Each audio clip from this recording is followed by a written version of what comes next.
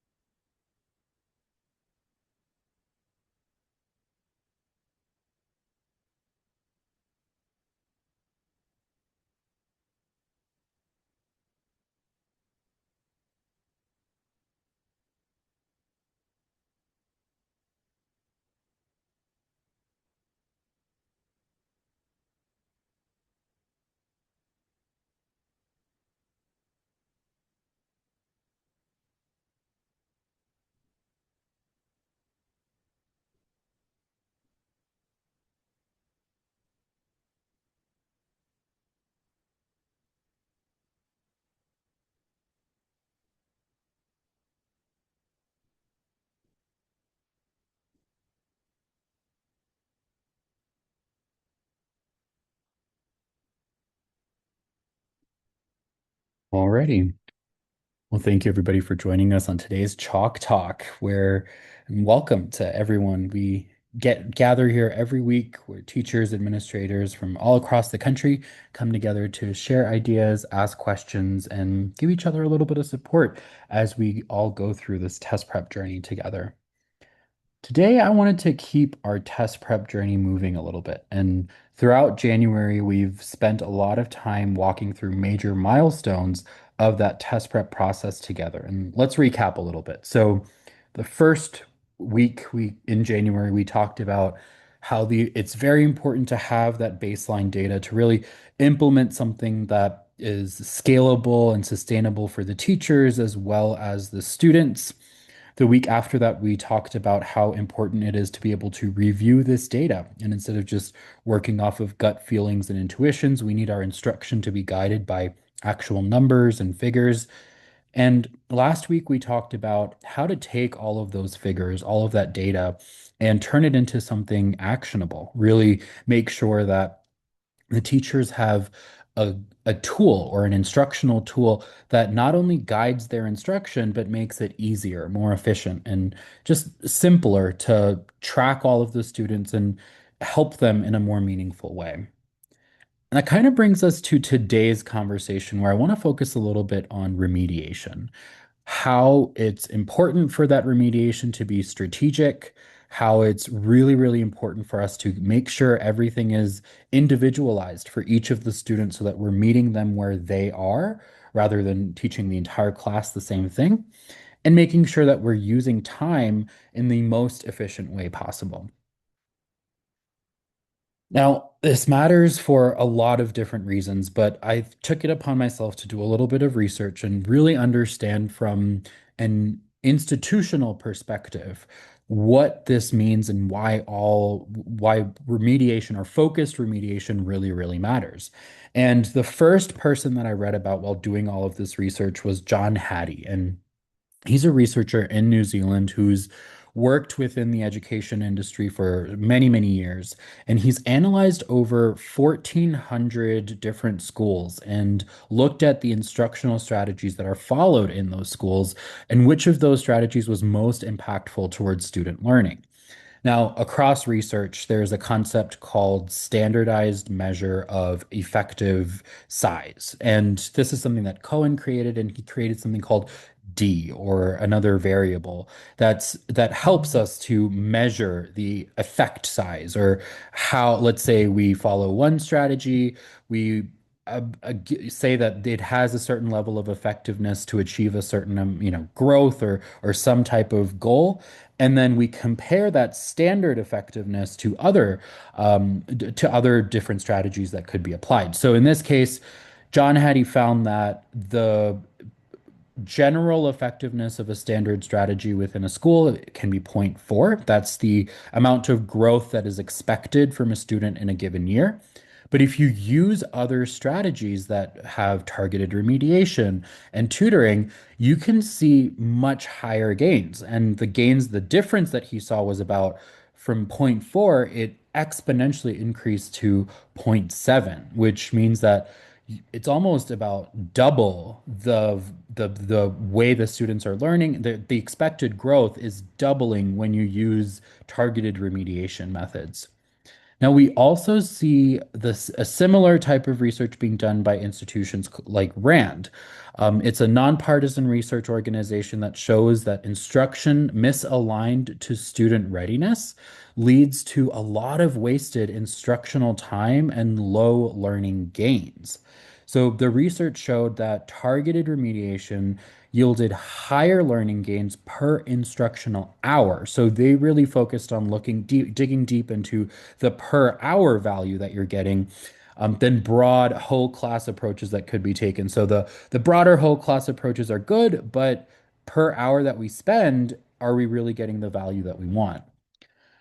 I also looked at Benjamin Bloom's mastery learning research, and this shows that most students benefit from targeted correction of misconceptions rather than reteaching entire units. So instead of focusing on an entire subject, if you look at one question and where the student went wrong with that one question, even focusing your energy there could help you save a ton of time. And teachers 100% believe in differentiation. We've had several surveys with EdWeek, EdSearch, RAND. All of these surveys show that teachers across America agree. They feel that a lot of this differentiation could be automated, a lot of the data analysis could be automated, the creation of these targeted lessons could be automated. The main problem everybody talks about is the lack of time to do these tasks. We're not looking to automate the judgment, right? We're not trying to take teachers out of this entire equation. We're trying to make it easier because they don't currently have the time to do all of these data analyses or creating different targeted lessons. All of this takes a lot of extra time and energy that our teachers currently today simply don't have access to. Now, I guess our goal is to kind of remove the guesswork, make it easier to do these things, automate some of maybe the guided practice or the support or maybe the assigning of remedials. But at its core, we just want to be able to help the teachers teach better. And with this foundation, I'd like to look at what we have done or how we think our remediation patterns are strategic. They are individualized. And I think we do add a lot of value to the teachers and make their strategy times a lot shorter. And I'd love to show you guys how to look into some of that or how to use some of the tools that we have within our current platform.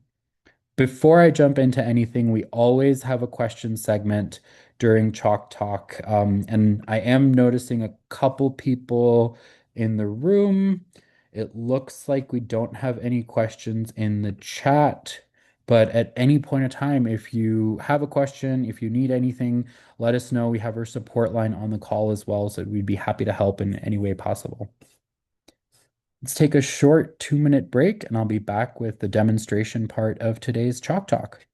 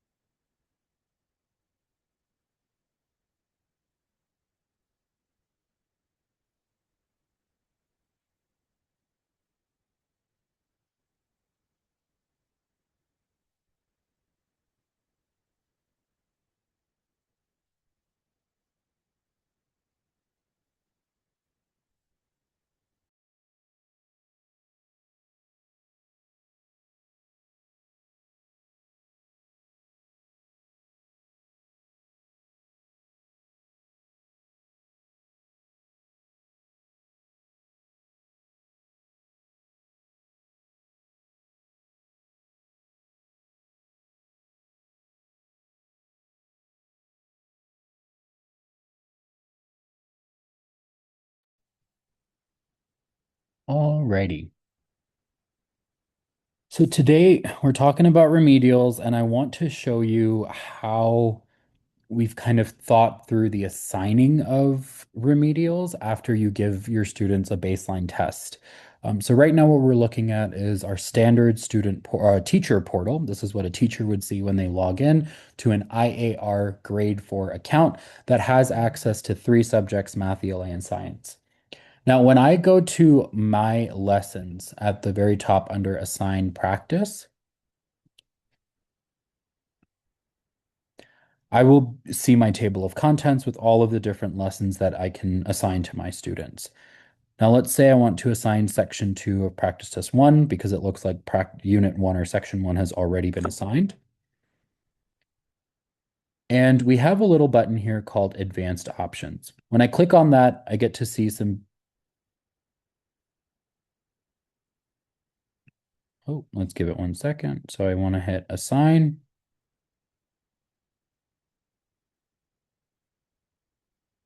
And then go to advanced options.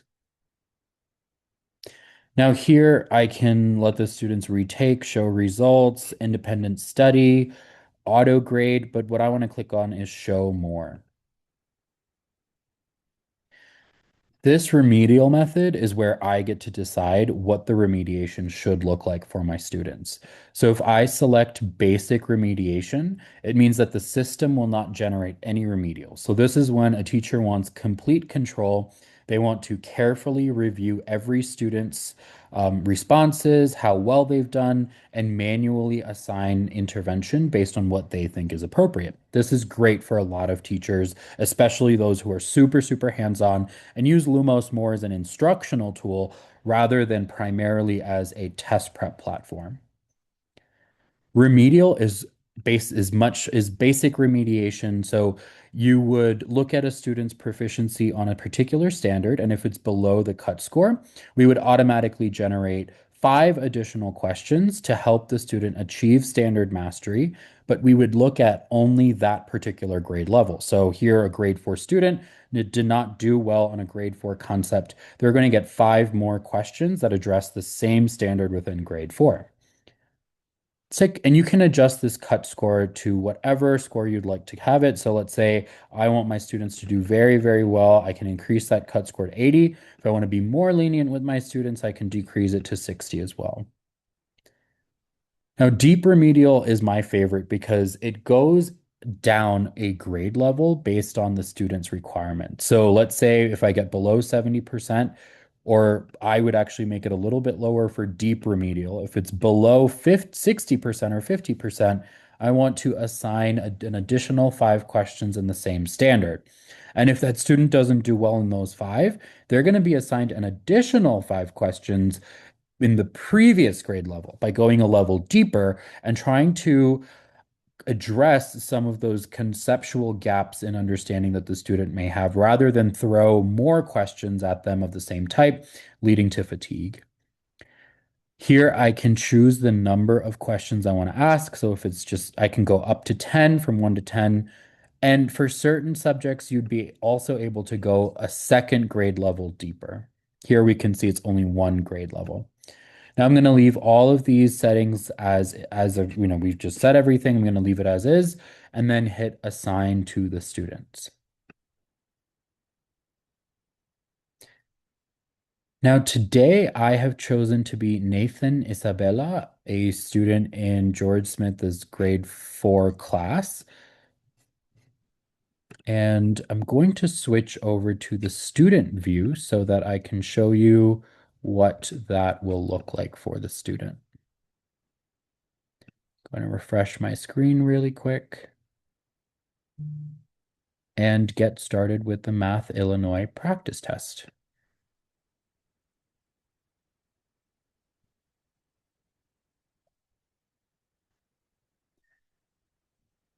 As usual, everything is aligned with the IAR. So you see the calculator, the same place the IAR would have the calculator, all the different question types that the IAR has, including drag and drop. And you also have that pause feature. So in case you want your students to be able to take this test over multiple days, you have that ability. Today, I'm just going to quickly skip to the end of this section because I want to show you how the remedials work.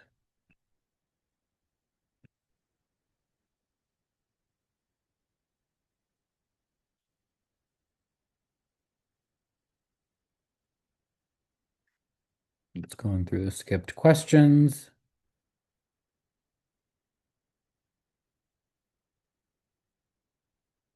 And it's saving my results. Now I'm going to take a break because that's what most people would do after a long test. Going to go back to our home screen. Now on the home screen, we can go into this little bell icon at the very top. That's going to show me all the work that I have completed, all the work that I have pending, and it's also going to show me any additional assignments that have been given to me based on my performance. I just took the Illinois assessment practice, and when I click in to see the topics, I can see all of the different subjects that I need additional help on, or the additional domains or lesson names, and I can hit get started here. And we follow an I do, you do, we do methodology at Lumos. So our whole idea is not that we're going to throw additional questions at the student so that they get practice. It's taking it an additional step further where our little Lumos assistant or the dog that you see in that bottom left corner is going to ask a question, answer it herself, and then give you a detailed explanation as to why that's the correct answer.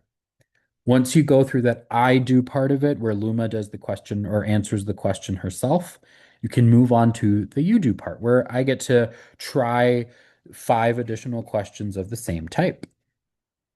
Now, as I move through these, let's say I get one of them wrong. So I just got one wrong. Instead of asking me to take or answer more questions of a similar type, I'm going to go into a step-by-step guided practice. And this is for all of our Step Up 360 customers, and for our Step Up Coach customers. So I get to ask any question I want to this device, to this little bot here, or we call her Luma. Let's say that I'm not really sure what it means. What does the word sevenths mean? Or, let's say I get distracted or tired and I ask for the answer. I could do that too. I can just say, oh, I'm really, really tired. I want the answer. So here it's describing in a slightly more elaborate way what sevenths actually means. I can say, I'm tired. Just give me the answer. It's going to be very, very safe and distraction free. So even if you're distracted looking for the answer, it's going to bring you back and say, don't give up, just try, you're doing great. If you use maybe colorful language, as children like to do, it will make sure to reprimand the student, be like, no, please try to stay focused. So everything in this tool is very distraction free, very safe for the students to use. And it's great, instead of just throwing additional questions at them, they have the opportunity to really work and learn a concept a little bit more thoroughly. Now, all of this is great from the student perspective, it's all automatic, but how can this kind of help the teacher's instruction? We're not trying to get rid of any of the teachers work here because they're the ones that really know how to contextualize. They know where the student would benefit a lot more with a little bit more attention. So let's go back to the teacher view, and let me show you how we can leverage some of the data that we get from these auto-assigned remedials. So I'm back on the dashboard over here. And when I scroll down, I get a list of all of the assignments that I have pushed out to my students. So right here, if I go into remedial assignments, I'm Nathan Isabella. I was just assigned a bunch of remedials. I can see all of the remedial assignments that have been assigned to Nathan. So when I click in and I see, all right, these are all the ones that Nathan needs to take, I can also see whether he's completed it and the score that he got on those remedials. So let's say the student goes through all of the automated remedials but doesn't do well on any of them. That is a great, great indicator for the teacher to come in and say, all right, let me view this, let me work a little bit more with this student. Now, some of you may say that this is a view that doesn't really help us because we don't know which student needs our help right away. Let me show you that this little sort feature over here, we're seeing only one student right now, but you can sort through the students who have the most number of remedials assigned, and you can work with the students based on how many assignments are there. So the students with the most remedials are the ones that are struggling the most. So you want to pop in there, see how you can help, and maybe identify one of the standards out of the five where Nathan can really, really improve or do better. Another way for you to look in at remedials is through lesson details. And when we're in lesson details, I always love looking at the standard view and the question view. I'm switching over to another assignment that has a little bit more data so that we can just show you what it's going to look like. But over here under remedial percentage, you can see how far the entire class is progressing through those remedials. So maybe one day you just need to say, all right, everybody open your Lumos books or your Lumos Chromebooks and get started on remedials. Just focus on answering what's been automatically assigned. And as the students go through it, you can see, all right, Olivia hasn't completed any, maybe Nathan doesn't have any, and we could assume that Isabella has completed maybe like, 5 on 10. This is all just assumptions, but I can click in on this here too and see, all right, what has the student attempted? What has Olivia not attempted? How well has Olivia done on each of these remedials? It is a lot of data that's intuitive and helps us make those next steps or see where we can spend more time with the students for optimal results. So just a quick recap, setting those remedial settings when you're pushing an assignment out is not required. Usually on by default, everything is set to deep remedial when you push it out to the students, so you don't have to worry about it.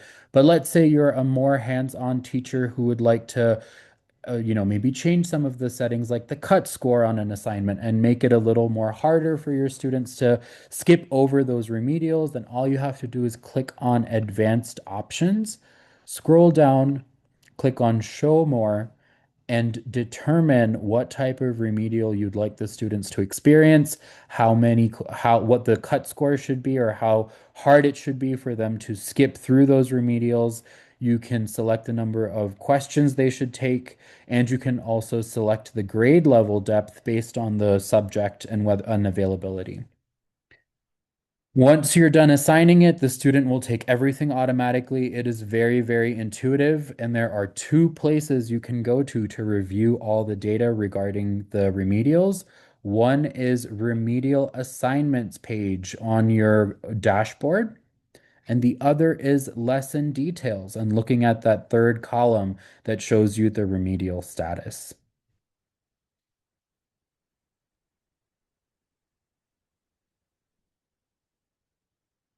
Alrighty. Overall, I'm actually really excited this year to work with a lot of our schools. We've had so many interactions with different teachers and administrators these past couple of weeks where we're learning so much about what kind of questions they ask and what they're really looking for when they're guiding instruction. And one of those major questions was, are the students doing anything after they take the practice test? Are they really focusing on their weak areas and are they improving in those weak areas?